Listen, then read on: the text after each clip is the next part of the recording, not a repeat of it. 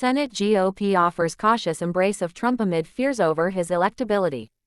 Sen. John Cornyn has long been skeptical about Donald Trump's 2024 chances, telling reporters last June that the former president's basic problem is that he hasn't yet figured out how to expand his appeal beyond his base, something he said is a recipe for a general election loss. On Tuesday night, the Texas Republican endorsed Trump and called for GOP unity after the New Hampshire primary. But on Wednesday morning, Cornyn's concern about Trump's electability remained unchanged. After a primary, there needs to be a broader appeal than just to primary voters, Cornyn told CNN. You can't win with just your own base. As Republicans steadily fall in line behind Trump as their party's likely standard-bearer, there are deep-seated reservations about his polarizing candidacy, particularly within the Senate GOP. Many still have fresh memories of the 2021 Capitol attack and had hoped he wouldn't return to the national scene. Others blame him for their 2022 failure to take back the majority in the midterms and had stayed quiet as the 2024 presidential primary unfolded. Yet now Trump is on a glide path to the nomination and remains the most dominant force in GOP politics, something they're trying to reconcile as they fear that his penchant for controversy and for criminal indictments will sink their chances at keeping the House and taking back the Senate. For him to win the general election, he's got to start running a general election campaign, which will mean his message is going to have to appeal to those independent voters and moderate Republicans, said Senate GOP Whip John Thune, the number 2 Republican who has yet to endorse Trump but said he would back the eventual nominee. CNN's exit poll of New Hampshire's GOP primary underscores much of that concern. While Trump dominated with GOP voters, winning about 3/4 of them, he struggled with independents and more moderate Granite Staters who voted in the primary, with 64% of undeclared voters backing former South Carolina Governor Nikki Haley, compared to just 35% for Trump. Nearly 9 in 10 Haley voters in the state said they would not be satisfied if Trump were the nominee. Trump's performance with that swing voting bloc was a far cry from 2016 when he first burst into presidential politics, something not lost on many in his party. Republicans now fear that Trump would put off those types of independent voters who will be essential to winning battleground House and Senate seats, and that could cost them control of Congress. Yes, one swing district House Republican said, when asked if he believes Trump will cost their party the House. 20% of GOP voters will not vote for him, the Republican member said. Independent voters think Biden is weak, but they hate Trump. And Dems, he motivates them to vote. The concerns come as numerous Republican holdouts have jumped on board with Trump's candidacy following his back-to-back victories in Iowa and New Hampshire, with more expected to soon follow suit. On Tuesday night, Trump picked up endorsements from GOP Sen. Deb Fischer of Nebraska and Representative Brandon Williams of New York, who represents a swing district carried by President Joe Biden.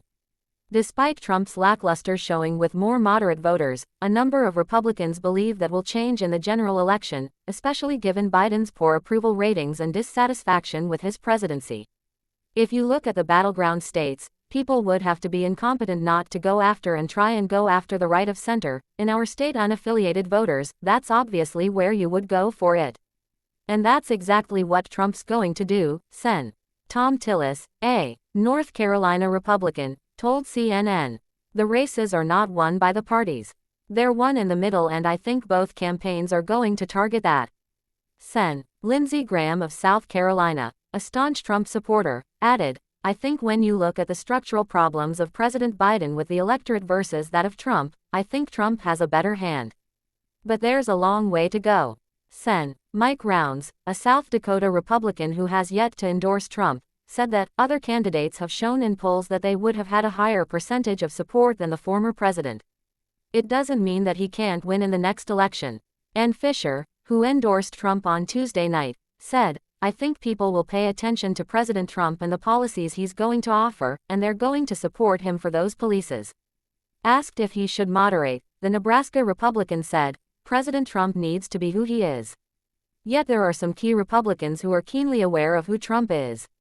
That includes Senate GOP leader Mitch McConnell, whose relationship with Trump soured after he blamed the former president for being responsible for the January 6, 2021, attack. Asked Tuesday if he will need to endorse Trump if he continues to do well in primaries, McConnell once again refused to take a stand.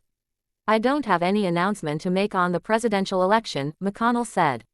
In fact, you all may recall, I've stayed essentially out of it. And when I change my mind about that, I'll let you know. Sen. Susan Collins of Maine, who was one of the 7 Senate Republicans who voted to convict Trump in his impeachment trial on a charge of inciting the January 6 insurrection, went even further, saying she doesn't see herself endorsing Trump, even if he becomes the eventual Republican nominee. I do not at this point, no, Collins said Wednesday when asked if she'd eventually offer her endorsement.